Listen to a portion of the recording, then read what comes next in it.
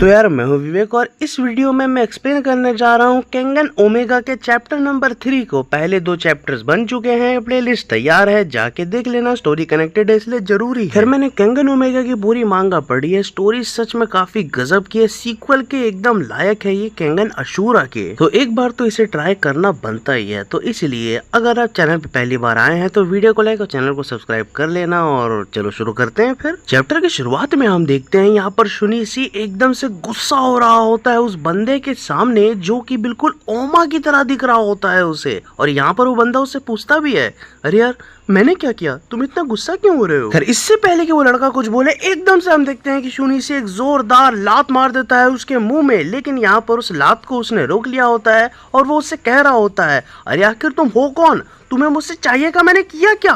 उतने में हम देखते हैं कि शुनिची एकदम से पंचेस बरसाना शुरू कर देता है उसके ऊपर। और यहाँ पर वो बंदा सारे पंचेस को रोक लेता है एकदम आसानी से। और ये सच में ओमा के जैसा ही दिख रहा होता है। और शुनिची एकदम गुस्से में उससे कहता है, अब मैं तुम्हें दिखाऊंगा कि हम वर्म्स का भी एक प्राइड होता है। वर्म शब्द सुनते ही यहाँ पर उस बंदे का कान खड़ा हो जाता है और वो एकदम जोर से हाथ को दबाने लगता है शुनिची का और उससे कहता है, क्या कहा तुमने, तुम वर्म से हो, तो इसलिए अब मुझे तुम्हें मारना ही होगा। खैर पता नहीं है तो बता दूं, वर्म्स एक ऑर्गेनाइजेशन है जो कि बहुत बुरे बुरे काम करती है। वो क्या बुरे बुरे काम करती है ये आने वाले चैप्टर में पता हमें चलेगा। खैर इतने में ही हम देखते हैं कि एकदम से उनकी फाइट के बीच यामाशीटा आ जाते हैं और यहाँ पर वो एकदम यामाशीटा को ग्रीटिंग्स देने लगता है वो बंदा।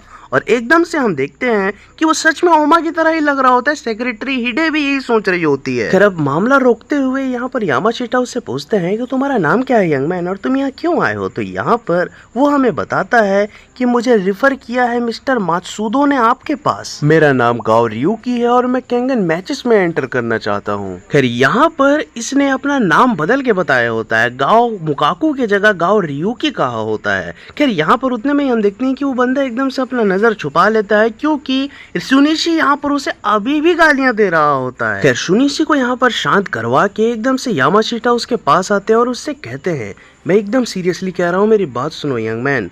मैंने ऑलरेडी कई लोगों को साइन कर रखा है फाइटर के दौर पर, लेकिन तुम्हें किसी से लड़ना होगा। अगर मैं तुम्हारी फाइट देख लूँ, तुम मुझे इम्प्रेस कर दो, तुम उस बंदे को हरा दो, तो मैं सोच सकता हूँ कि मैं तुम्हें एज अ फाइटर हायर कर लूँ। खैर यहाँ पर रियुकी कहता है, ठीक है सर, मैं तैयार हूँ आपको अपनी फाइट दिखाने के लिए, पर मुझे लड़ना किससे है और कब लड़ना है। तब यहाँ पर यामाशीटा उसे बताते हैं कि उसे उत्सुबुकी कुरुरो से लड़ना है जो कि एकदम फास्टेस्ट राइजिंग फाइटर है अंडरग्राउंड एरिना का, और ये फाइट मात्र 2 दिन में होगी। खैर यामाशीटा की इस बात को सुनकर शुनिची एकदम से गुस्सा हो जाता है क्योंकि यहाँ पर उसके हिसाब से वो उस नए बंदे को ज्यादा आगे बढ़ाने की कोशिश कर रहे हैं। और अगले ही दिन हम देखते हैं कि वो यामाशीटा के घर तक भी पहुंच चुका होता है। शुनिची भी ये देखकर चौंक गया होता है कि तुम यहाँ बैठकर कैसे खा रहे हो और मैं तुम्हें इतना बोल रहा हूँ, तुम जवाब क्यों नहीं दे रहे। उतने में हम देखते हैं कि शुनिची पूछता है काजुओ यामाशीटा के बेटे से, आखिर ये यहाँ क्या कर रहा है और यामाशीटा कहाँ है। तो यहाँ पर उसका बेटा जवाब में बताता है कि पापा बिना ब्रेकफास्ट करे सुबह पता नहीं कहीं चले गए। खैर उतने में हम देखते हैं कि रियुकी यहाँ पर एक परोसा और राइस निकाल रहा होता है। तो ये देखकर शुनिची और गुस्सा हो जाता है। वो उससे कहने लगता है, साले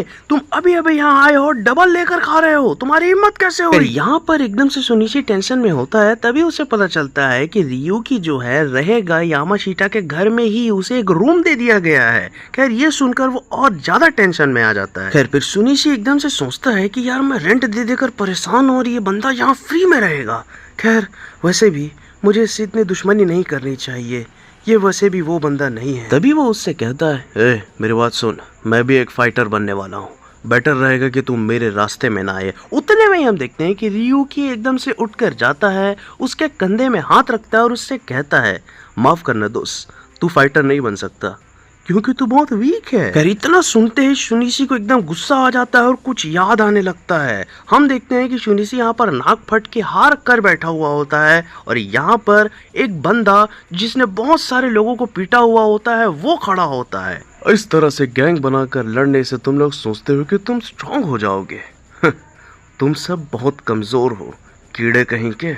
एक नंबर के वर्म्स हो तुम लोग। खैर ये कहने वाला और कोई नहीं ओमा होता है। बहुत पहले ओमा से सुनिसी की ऐसा लड़ाई हुई थी जब वो डेलिंक्वेंट था और यहाँ पर इस तरीके से वर्म्स बोलकर बेइज्जती कर दी थी उसने उसकी। खैर ओमा ने इतने बुरे तरीके से सुनिसी को पीटा था जब वो डेलिंक्वेंट था, इसलिए इतना ज्यादा वो दुश्मनी रख रहा है ओमा से। खैर यहाँ पर वो रियुकी को भी ओमा ही सोच रहा था इसीलिए। खैर उतने में हम देखते हैं कि यहाँ पर यामाशीटा का छोटा लड़का रियुकी से कहता है कि उसमें उसकी कोई गलती नहीं है, सुनिसी क्या ही करता, तुम सच में उस ओमा जैसे ही दिखते हो। तो इतना सुनकर रियुकी एकदम से कहता है अगर सच में मैं उसके जैसा दिखता हूँ तो मैं सच में उस ओमा से मिलना चाहूंगा। खैर तभी हम देखते हैं कि यामाशीटा का छोटा लड़का मन ही मन में कहता है हाँ काश तुम मुझसे मिल पाते। उतने में ही हम देखते हैं यामाशीटा को जो कि एक बुके लेकर गए होते हैं क्लिफ पर और यहाँ पर उसने ओमा को दफनाया होता है और यामाशीटा ओमा को यहाँ पर श्रद्धांजलि देने के लिए आए होते हैं। खैर तभी हम देखते हैं सीन चेंज होता है और यहाँ पर हम देखते हैं उत्सुबुकी को जो कि कुछ पूकी के साथ बैठा होता है बार में।